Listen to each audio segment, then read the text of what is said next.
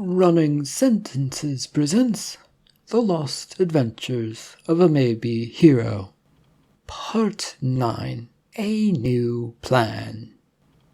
Leonardo finds himself dragged into a government plan to get at the mob, even though he's pretty sure he's going to be useless in helping out. This is a work of fiction. Any names, characters, businesses, events, and incidences within the story are products of the author's imagination. Any resemblance to real people, real situation, real events, real life, and or fictional events, situation, life, businesses, etc., etc., is purely coincidental. Copyright 2022, Michael Hunnery. All rights reserved. Having finished his meal, Leonardo allowed himself to be led to a nearby security booth for the mall, a place that consisted of a heavy-looking door and a desk guarded by a glass and a security guard. Roger waved to the guard as they came in and headed for the door. "Caught a miscreant, did you?"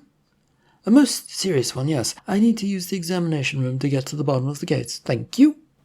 There was a firm nod from the guard, who hit a button to his side, and a buzzer sounded from behind the door, and Roger headed right through this door now, and waving his hand for Leonardo to follow him. They entered a hallway that seemed to be buzzing with activity. Men and women dressed in business clothes moved about the place in hurried fashion. His guide or agent had already begun the process of making his way through this lot, dodging this way and that, around the moving group of people who never seemed to settle down. Leonardo tentatively took a few steps forward, and found himself swept up in the mess, walking about trying to avoid the people who were trying to avoid him. It became an odd dance as he tried to follow Roger, who never stopped going down the hallway.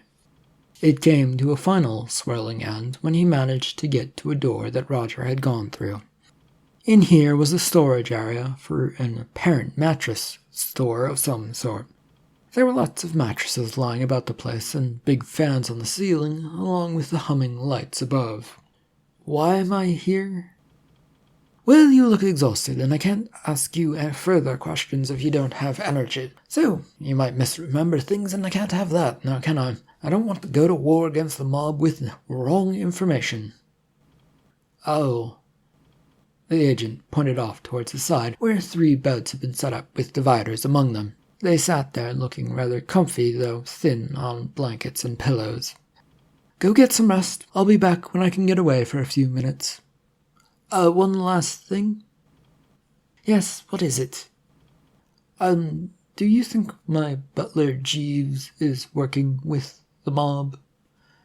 Roger made a face that seemed to be questioning a lot of things. It seemed to stare off to try and find some clues to this puzzle, but there was a shrug that followed that was apologetic in nature, and the man just went out the door. Leonardo wanted to protest, but gave up when the door closed and he was left with nothing but whirring fans and humming lights. He doubted he would get to sleep with such noise, but went over to the beds anyway, and deftly he dropped himself onto one and settled into it, closing his eyes. Sleep probably wasn't going to come, but it did. He was awoken by a rough shake from someone who looked like a salesman, judging by the polo and beige slacks that they wore. Leonardo jerked up to a sitting position and looked wild-eyed at the man, who backed away with his arms raised. "Whoa, man, calm down." Roger said I could sleep here for a while." Leonardo scrambled to get out of the bed, tangling himself up in the blankets, which he wrapped himself in at some point during the sleep. It took a few seconds to figure out where and how it had twisted around him, but he got out and to his feet. The worker had seemed to back further and further away, hands still in the air. Do you know where Roger is, by the way? He said he would wake me up." "Who is Roger?" "Worker, security of some kind, wears a suit." The man shook his head no, and then ran away. A panic shot through Leonardo, who now figured that the worker was going to go get security and tell them that a stranger was in the back of storage. There would certainly be no time to wait around here for things to happen to him. He further collected his bearings and hurried from the bed looking for the door he'd come through before. It took a moment to find it, but he got to it. He clattered into an empty hallway and looked this way and that, his mind trying to deal with all that had suddenly happened. An empty hallway that had been very busy before wasn't helping this thought, as his mind wandered to what was happening. He chose his right to go down, and hurried that way, his footsteps echoing in the cool quiet as he went. There were many doors as he passed, all with signs for stores or something else, storage mostly, and Leonardo decided he needed to find one that said something unusual. Figuring that if this was really a government building of some sort, then through the door with an odd sign might be his best hope. The end of the hallway, though, was approaching, and the names of the stores or storage areas were all that was greeting him. He pressed on, looking for his vaunted, strange, named door, and finally came to a stop. IT department, read one sign.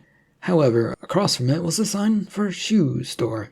If there's one thing a shoe store would definitely need, it is storage. He grabbed the handle for the IT department and threw it open.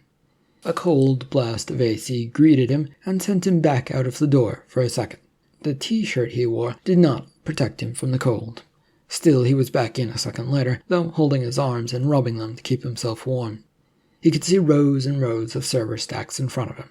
He hoped that is what they were, as he followed an arrowed pathway that snaked its way through the room.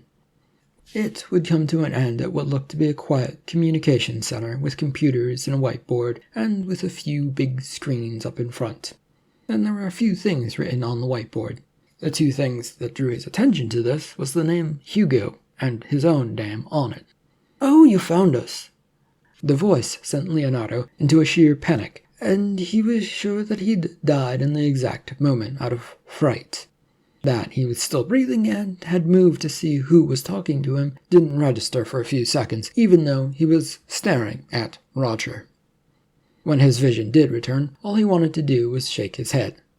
"Is there something wrong, by the way, Master Butler? I did say I would come find you, but I figured it wouldn't be until the morning. It has only been a few hours."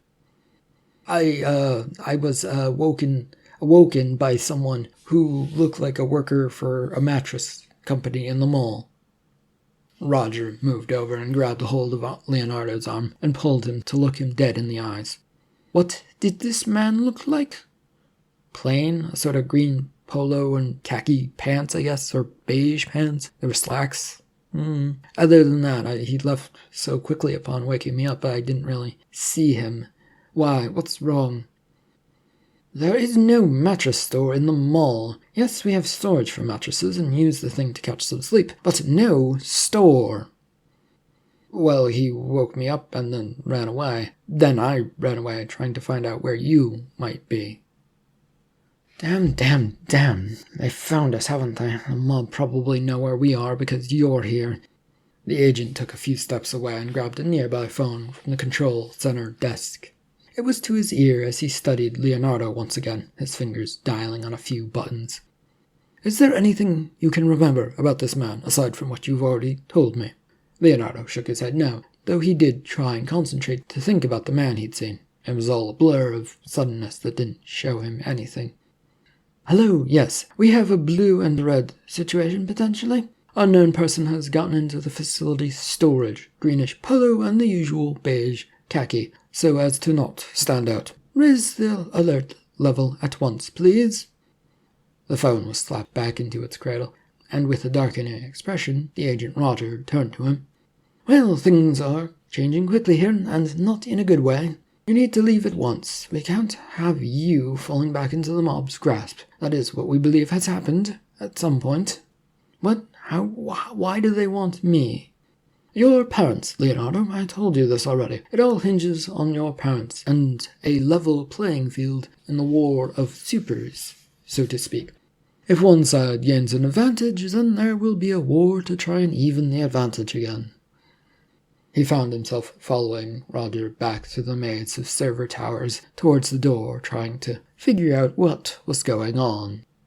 Roger had hurried him along, pushing him down the still empty hallway he'd been in. Leonardo couldn't help but feel that something was off. Someone wasn't telling him the truth, or something was going on anyway. He was sure there was no good excuse for it, though there would be attempts to get around saying why such things were necessary.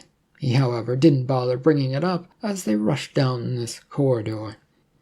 They would emerge out a set of double doors into a cold night. Leonardo barely had a chance to see his breath turn to mist before being pulled along by the agent. The parking lot back here had few cars, all in the usual jet black government look to them. "We need to get you out of here to somewhere safe. Please follow." "Okay, but tell me what's going on." "Well, if we've guessed correctly, the person that found you works for the mob, who have been trying to find us, just like we've been trying to find them. The mob wants war so that they can remove our heroes and rule over the world. Or, well, our local government, I guess. They've already managed to capture some of them, as you have pointed out." They went towards one of the cars. "All of your planning for me involves me being used to bring the mob out of hiding?" "Of course. We don't have the resources to have an arms race or heroes sitting around doing nothing and looking threatening. We need to do something to break up the inaction between the two parties. Though we expected the outcome was going to be more hero build-up instead of an actual war, we get what we get." "Wait, I'm being used just so you could get heroes?" "Sort of, yes. We haven't really managed to find any new heroes recently, so it's been a bit rough. Well, we didn't expect you to show up either, actually. We knew you were in the area, and we were going to use that threat and that idea that we knew you were around to push things about." Roger had gone over to the driver's side of the car and waved at Leonardo to go to the passenger side. Leonardo, for his part, hesitated for a few seconds, his hand on the door handle to the vehicle. It wasn't nice being used in such a manner. He got into the car wondering what was going to happen to him by the end of all of this. The car drove quickly and effortlessly to the mall exit, where a highway entrance ramp stood. Roger was obeying traffic laws and stopped at the red light. The agent, though, was barely paying any attention to the light as he craned his head this way and that to try and see around the car and up into the night sky. "They're close, I just know it." A thump of sound hit the car, jostling it about, just as the light turned green. Roger was still looking about, trying to find where that thump had come from, and it took Leonardo's elbow to snap him out of it and hit the gas. The vehicle did not burn rubber or spin its tires as it eased its way across the intersection, a bit speedily but not too noticeable, trying to get onto the highway. The drive would be a quiet one, with Roger sending them cruising along the highway. Leonardo had settled into his seat to think matters over, but the more he thought about it, the less he felt it made any sense. There was one thing that broke him out of his thoughts for a few seconds, and that was one of the highway signs that was lit up showing the distance to the towns. Bart's Port was 70 miles away, and they seemed to be headed towards it. He watched for more signs with the names of towns while he waited, and he thought more about the things going on in general. There were two things that seemed to be off. Firstly, his parents, but there was also a gap in his memory which sat there, blocking his younger years, or, well, not even that long ago, really. Once again, though, he was distracted in his thoughts by town names, and he could definitely see that they were getting closer to this Bart's Port. It was definitely the town that he'd visited to steal from the bank, or, well, to have Catalina steal from the bank. They did not travel the distance to the town that Leonardo had thought they were going to. Instead, 20 or so miles off, Roger pulled the car up the exit ramp to River Run Township. There were a splash of a few official-looking town buildings on the main road off of the exit, but they were soon gone, and the road plunged into darkness aside from the headlights of the car they were in. It would be about 30 more minutes before the car would turn off onto a road that was a hidden driveway and came to a stop just off of the main road at a yellow gate that crossed the road. Roger reached one of his hands into his pants pocket and pulled out a key. "If you could, please." The key was tossed over towards Leonardo, who caught it against his chest, then looked to Roger while reaching for the door handle. Whatever was behind the gate didn't look terribly inviting to drive down, but they were going down there? Was he about to be stored away again? The thought bothered him greatly as he got out of the car, his stomach rumbling in discontent. Now out, Leonardo headed over towards the simple gate. It consisted of 2 metal bars that stretched from one pole to the other. The yellow paint was faded all along it, and beyond, brush and bramble had grown in close to what appeared to look like an abandoned driveway. Leonardo could barely make out the shine of the padlock at the end of the gate, where the gate met the guard pole. He went over towards that area and carefully began pulling away at brush and bramble to unveil a lock and a chain. He pulled them away a little bit so that he could unlock it while his mind was working on an idea, and as he unlocked it and pulled the gate away and into the hidden driveway. He reached the side of the driveway and pulled the gate in as far as he could to let the car go past, and it did a few seconds later, and he automatically just went to close it again, nodding to himself. He had some questions to ask this Roger, but like a good person, he made sure the gate was back in place and locked before he went over towards the car. He opened the door and bent over to look at Roger, who glanced at him when he realized he wasn't getting in. Some questions before I go any further? Fine, what are they? I would like to meet my parents, and I want to meet them as soon as possible. Also, where are you taking me? You don't remember this place? Well, you did disappear for quite a while, and something associated with this home might jog your memory. But this, however, is the place where your parents raised you. Come on, get on. You'll get to see your parents. A short drive brought them to a stop next to a house that looked blackened a bit by fire. It still stood, but the scars crisscrossed this house in odd places. Roger, once he'd put the car into park, jumped out, and Leonardo took a few seconds more trying to figure out if this place felt familiar to him. He searched his mind, but his mind returned no answers. Eventually he clambered out, and Roger waved him over towards the long grass. The two went clumping their way across it until they came to a metal picket fence somewhere in the middle of this spot, where the agent came to a stop. The breezy wind pushed the grass here and there, but still revealed 2 headstones. Leonardo paled and felt like lurching off to the side, his head spinning, and just wanting to find the cool, cold grass to go lie on. We don't know if they're actually dead, but what we found after a terrible fight inside this house, and you can see the scars, were scraps and bits of clothing. The spandex that they wore, supposedly. We buried it here to try and create a way to memorialize them and protect protect things from the way they should be. Protect the world from the potential war that was going to go down. It did not sit well with Leonardo, who found himself headed for the house deck, trying to breathe and think, but neither action was going as well as he'd hoped. He collapsed onto the steps of the front deck of the house. The world would not stop spinning, and he was sucking in as much air trying to get himself to calm down as he could. It was not going well, but slowly, ever so slowly, the cool breeze began to chill him as the hot sweat and dizziness began to fade a bit. I do hate to ask you, Leonardo, but since you will never be fully safe, and we have little time before this whole fight starts up again, do you remember anything from that night where that event occurred? Leonardo blanched as he thought, the sight of the graves having messed with his head. It was all he could think about at this point, and he wasn't sure who his parents were, or what they looked like, or there was a spot where his memory should be, but all he had up there was nothing. After a minute had gone by, he firmly shook his head no. Well, let's see if the house awakens anything inside of you instead. Come on, to your feet, hero. The agent moved to grab Leonardo's arm to get him to stand up. Leonardo dodged the grab and tried to get away. He was, however, already against the stair railing to the deck area, which gave him no room to get away. Mr. Leonardo, it is important that we get this done. You do not want to get caught by the mob again.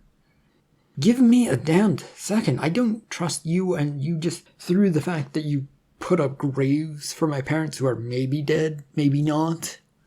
Yes, because they fought a couple of heroes for the mob. What else should we expect? Why are you calling them Heroes, why not call them villains? Why do you suspect that they're dead? What is even... No, we must call them heroes. They may come around to seeing the light until their last breath. They have always retained the ability to be considered heroes within our organization. As for why we are considering your parents dead, well, it was a terrible fight, and from what we could tell, and one generally does not recover unless they have that ability, and your parents did not have that ability. Leonardo rose unsteadily to his feet, still trying to stay away from Roger. The feeling of putting his weight on the railing gave him no confidence either, so he pulled back from that. Why do you want me to remember what happened here, however long ago it has happened? Ah, the meaty question. I wonder when that would pop up. The simple answer is we want you to remember, because it would help us understand things. If we knew who was here, and then we perhaps would know how best to handle the upcoming fight. Whoever fought your parents here 7 years ago did so without leaving a trace of themselves, and it was a nasty fight, so we really should know what happened beyond what we see. Are you even sure that I was here? Mostly. We have evidence of you here, clothes, pictures, and so on. Your parents often talked of you and how you were supposedly normal. They didn't want you to have superpowers, fearing that it would cause problems. Health issues is the thing they brought up the most. Leonardo had moved up to the deck itself to get a better footing and to get a few more feet away. The deck itself felt like it did not want to support him either, and it creaked and groaned when he was on it. Well, I don't remember anything. I feel ill at seeing graves of my supposed parents, but that's about it. That's why we should go inside, Leonardo. I can show you the world that you once lived in. Memory is a fickle thing that needs to be pushed to get you back to where you once were. Roger moved towards him again and held out his hand, but did not attempt to grab him this time. The deck didn't provide much room to get away either, leaving Leonardo standing near the railing as Roger took a few steps towards him. You haven't proven anything to me so far. You could just be another liar, a mobster, or a government official just using me to get whatever you're trying for. Yes, I am actually exactly that. No, not the mob, but an official using what resource I have to get to an end means. As for proof, well, you have lost your memory, so how could I possibly say what you do and do not know, or what you might remember? I can say a whole lot, but it won't help if you don't have memory. Concern crossed Leonardo's face as he considered this. He hadn't actually thought of that through, and now was left with an answer that the man couldn't answer because of him. If only he could get rid of this block in his mind. A glance towards a nearby broken window looked into the living room space and left him reeling again. It looked cold, and sort of moldy and musty-like space, with pangs of something coming to him, but he could not place it. I am not here to harm you, though. My job is to put a stop to those using heroes for their own means. If that means I have to use you a bit for helping others, I will. And I will bring you in there to trip your memory in hopes that it helps us fight. If I can stop a world from a war of heroes, I'm damn well going to do it. Leonardo stared at him, then moved towards the door on his own. He wasn't about to let this man get any closer to him.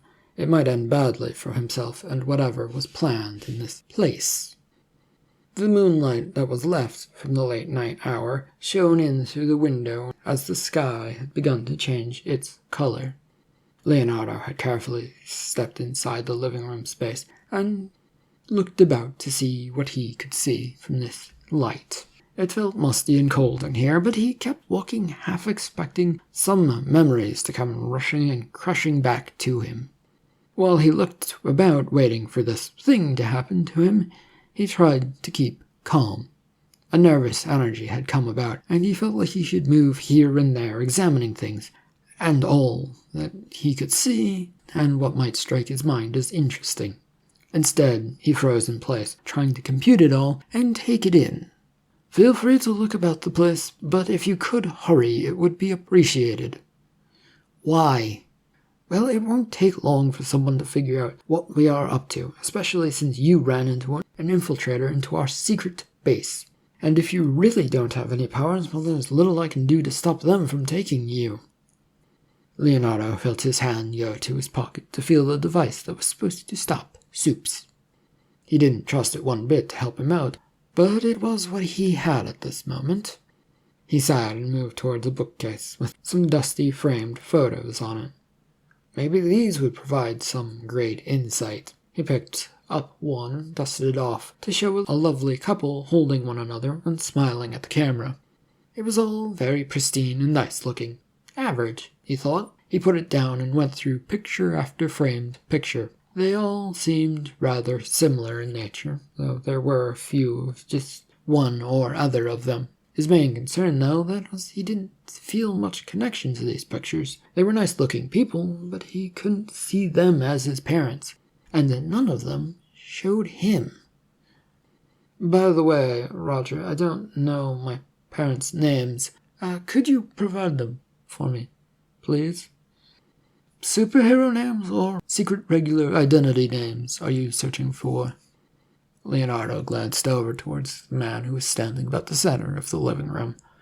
Both, please. Well, your mother was Steel-Wind, able to produce sonic waves and bits of steel, which made up her skin. The name that she went by for our organization was Scarlet. Leonardo, who had gone looking back at the pictures, swung about on his feet to face Roger. That was the wrong name. Was this man a liar, or the mob, or what? The agent took in his expression calmly, though. Don't worry, I know her public-facing name was Rachel, and your father was Charles. He, by the way, went by the hero name Legs, not because he could run very fast, but because he had a nice set of legs. He was known for his punches, mostly. They looked like they were weak things and barely touched you. Then you'd be flying across the room wondering what had happened to you. His name, to us, was the Wise One, and we relied heavily on his knowledge about things. The photos were calling to Leonardo to look at them again, and so he did, pointing towards them. And, why aren't I in any of these? I don't know. Perhaps you are in photos elsewhere. They did not tell me everything about their lives and how they were going to live them. But they did talk about me. The feeling of dizzy, while trying to understand it all things coming at him, was coming back. He didn't like it, so he began to pace about, trying to find something to do for himself so that it didn't overtake him. Yes, quite a bit. Mostly in the frame of not a hero or superhero, but even then I think they were aware that you have some special abilities, maybe powers, maybe not, though maybe it was just the world reacting around you, and not actual powers, as you so claim it, Leonardo, or Master Butler. Look, all I want is a definitive evidence that I am from this place, this house, and this is my family. Is that too much to ask? You claim all of this, and so far I have nothing. Roger shrugged and waved his hand about the place. Once again we are at the point where your memory and what I do and don't know collide. Go about the house, move about it, find things for yourself. What I say isn't going to help you one bit if you can't remember things aside from your parents' names. Oh, yeah, that was because I looked them up. I kept hearing about them and figured I should know something. And remembering anything other than the last month or so for me isn't really happening. The agent was giving him a look, though, so he decided to stalk off towards a hallway leading more towards the back of the house. With the rays of sun coming through the trees, Leonardo had found himself in a new room to explore. A small, comfy one that faced the coming sun with windows stretching from floor to ceiling. Here, he guessed, was more of a family room, similar to a living room, but perhaps a touch more homely and open to windows. His eyes wandered about the space, looking here and there for things that might jog his memory. There were a few books here, and one in a small nook cupboard space, with one of its doors opened, showed the words bum. If he had to guess, it wasn't about butts, but rather a photo album, or maybe it was a music one. Either way, he was over to this little space in a second, and had the other door covering it opened. There were 3 or 4 books with the words album on them. He pulled the first one out and began opening it, the cover protesting as it clung to sticky plastic pages inside. This didn't last long, as they separated with a pull and squeak from the plastic. Oh. There, on the first page, was the 2 people he'd seen in the family room, with him right in the center of the photo.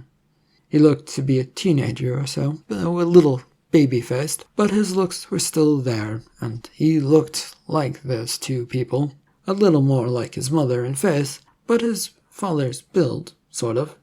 He took a glance away from the photo as he felt his eyes were beginning to water and like they wanted to cry. Blinking many times did little to stop it, and so he began quickly looking through at the other pictures, all of him and his mom and dad, living life, one moment celebrating something, the next a quiet picnic near a tree somewhere. The tears were coming, and he couldn't blink them away anymore. It hurt. He had no memory of this, yet it felt so close to him. He stuffed the book back into the cupboard space and wiped away the tears. After a few seconds of breathing in and out and trying to collect himself, he calmed a bit down. So his mind decided this was where he had lived for at least some period of his life, but it did not bring back any memories. He got up and moved towards the door. He shortly found a set of stairs heading upward and took them, bounding up them, trying to use up some energy and trying not to think too much. Otherwise, he feared some tears might start sparkling from his eyes again. His hope that something up here might help him jar something loose. But getting up the stairs gave him little direction as to where to go. The sunlight was now streaming in through some holes in the ceiling, but it was still pretty dark, and without much thought, he began heading towards his left, towards a partially open doorway that way. He covered the distance in a few long steps and pushed aside the door. A faint scent stuck in the air, and it wasn't the usual musty coldness that seemed to be elsewhere. It was almost perfumey. He could still smell the other musty wetness that was about, but it wasn't strong here. Now the perfume was taking over. A look around this room showed one in a state of chaos. There was clothes thrown everywhere. It just seemed like things had happened so quickly and so rapidly here that it all fell apart. Leonardo shut his eyes, trying to think, trying to remember the house. He had a vague image, somewhat of it, in his mind, but it wasn't coming into focus. It was there, he could see it, but it wasn't there. With a sigh, he opened his eyes and blinked a few times. And he blinked a few more times, because now he swore he could see wisps of smoke that were moving about the room, and then exited the room. Were these the scent he was smelling? Whatever it was, it felt very alive and active, and like it was moving about, like it was a trail. They're alive. He spun about on his feet and began following the wisp of smoke out of the room. He ran as he followed this path, the smell growing a bit stronger as he went. Leonardo stumbled and nearly tripped when he got to the stairs, but caught himself and landed on his feet with a thump at the end, at the bottom.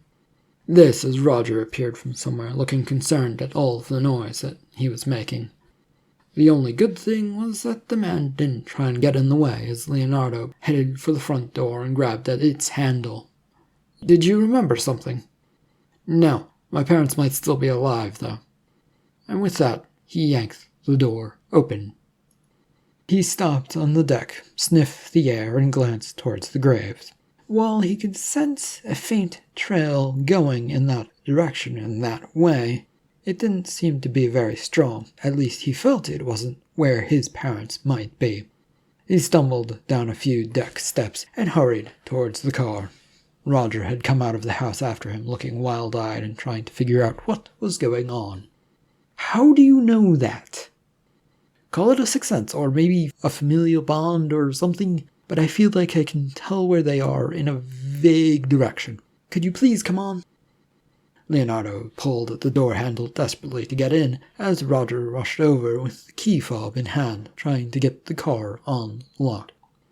With Roger driving, Leonardo directed the car, pointing this way and that as they came to stop signs and intersections.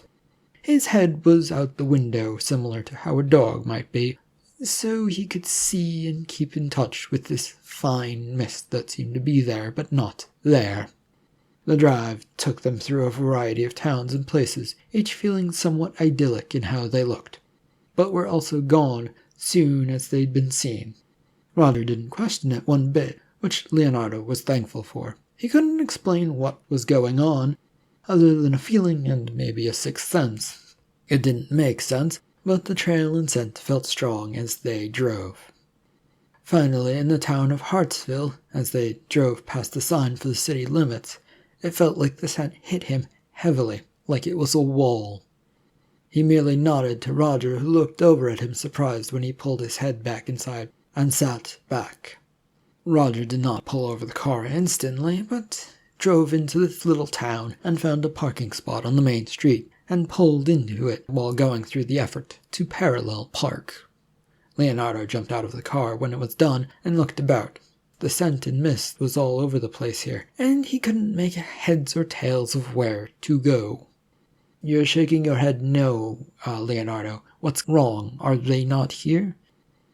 "I think they're here, but I can't get a sense of where exactly. The sense has gotten all jumbled up in my head, and it's heavy, but it's all over the place." "Well, I suppose let's try the town hall, since we're right in front of that. And since they look like you, it shouldn't be too hard to find someone in a potentially small town, or someone who knows a person who looks like you and can point them out. I say that, but who really knows? Maybe they all keep to themselves." The last bit was muttered, but still loud enough for Leonardo to hear, and give a disapproving look to Roger. He followed the agent towards where he was pointing to. A small brick one-story building that had a sign over it that said Town Hall. It wasn't a big place, and looked no bigger than a small house. The short walk up to the front door gave him a little time to think up something to say to the people inside, who might be able to point them in the right direction. He kept trying to think of something as they went through the door. They got all of one step into the room before meeting a wall and a glass window. Behind all of that sat a desk and a secretary who looked like they'd been doing something else, but when the door opened, they threw aside that for looking like they were actually an attentive worker. "Oh, faces I have never seen before. This is new. What to do? What to do?" The workers simultaneously began looking around while trying to type on their computer, a sight that caused Leonardo and Roger to share a look between one another before looking back. The secretary now had a book before them and was furiously flipping through the pages in search of something. "Oh, come on, I know there's a section on how to meet and greet new people in this thing. I saw it the other day when I was looking through it, bored out of my mind. Where did that little section go?" If you can, we can skip the formalities, and we can talk like normal people, a secretary person. We are searching for some people who we believe might be town residents." The sharp look up at them, and specifically at Roger, told him that no, that would not do. So Roger fell silent, and all they got was the sound of pages being hurriedly flipped. "Ah, here it is. Okay, start with hello and ask what it is that the people might want." "Huh?